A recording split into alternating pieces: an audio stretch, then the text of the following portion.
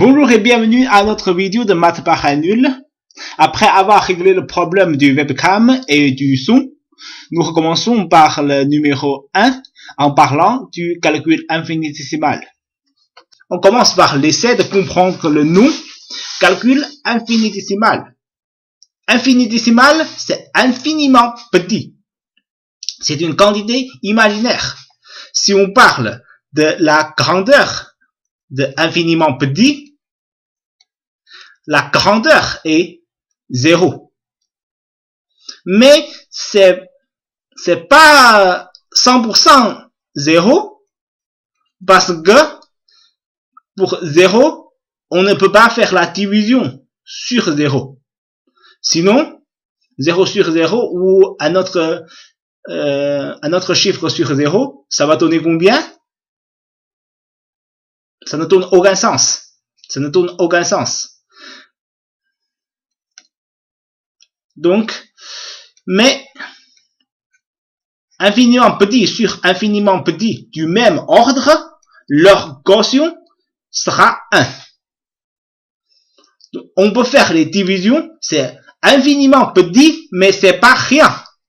Il existe quelque chose d'imaginaire. L'infiniment petit, c'est tout comme quelque chose juste à côté de 0. À côté de 0.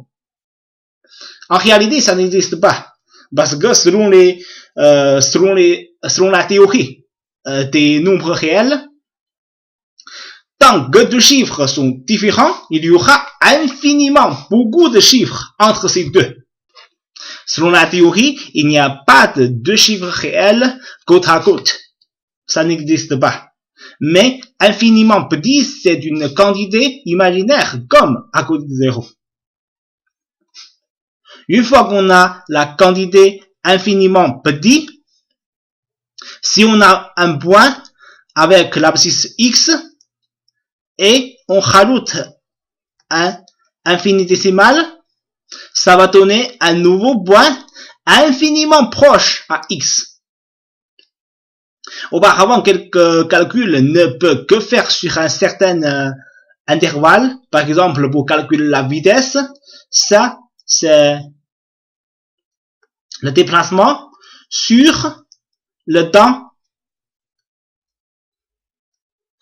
Mais ça ne peut que calculer la vitesse moyenne sur une certaine période.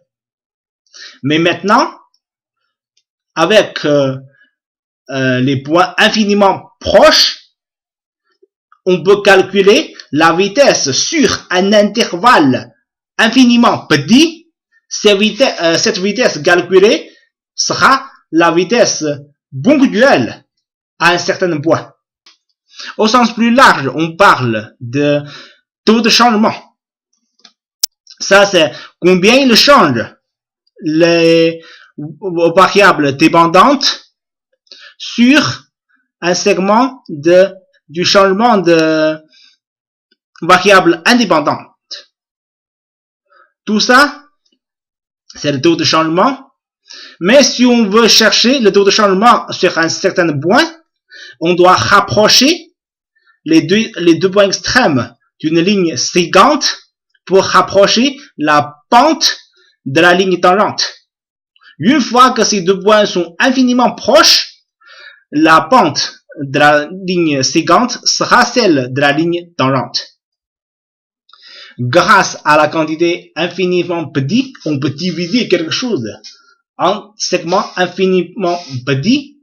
Souvent, ça va donner des grandeurs infiniment petites, presque 0, parce que c'est trop étroit. Mais si on accumule toutes ces quantités presque 0, ça va donner encore 0 ou pas. C'est comme ce qu'on a créé tout à l'heure, même s'il y a 10.009 multiplié par un infiniment petit, ça va encore donner 0. Il y a 10.000 chiffres. Ça va encore donner 0.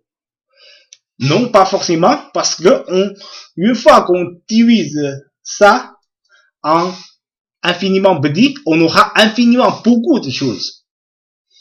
Est-ce que on multiplie par infiniment beaucoup, par infiniment petit, ça va donner quoi? C'est pas forcément 0, on le parlera après. Selon la définition, l'intégrale sera la somme des rectangles sous la courbe. Ça, c'était au début, l'idée initiale de l'infinitésimal, c'est pour calculer la surface sous la courbe ou la surface entourée par la courbe et l'axe X. Une fois qu'on peut approcher ça avec les rectangles, plus on divise finement cette surface, moins aura-t-il des erreurs.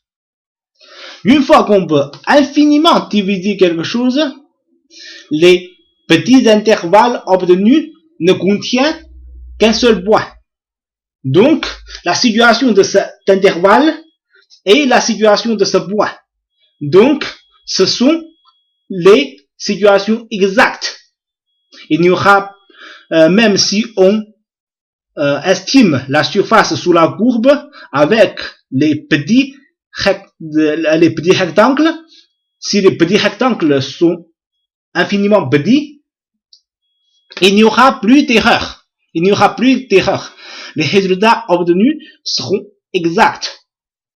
Ça, c'est une chose très importante pour le calcul infinitésimal. Les résultats obtenus sont exacts. Soit pour le taux de changement, soit pour la surface, soit pour le volume. Tous ces résultats sont exacts. On parlera d'exemples concrets après. Je vous remercie de votre écoute et à très bientôt.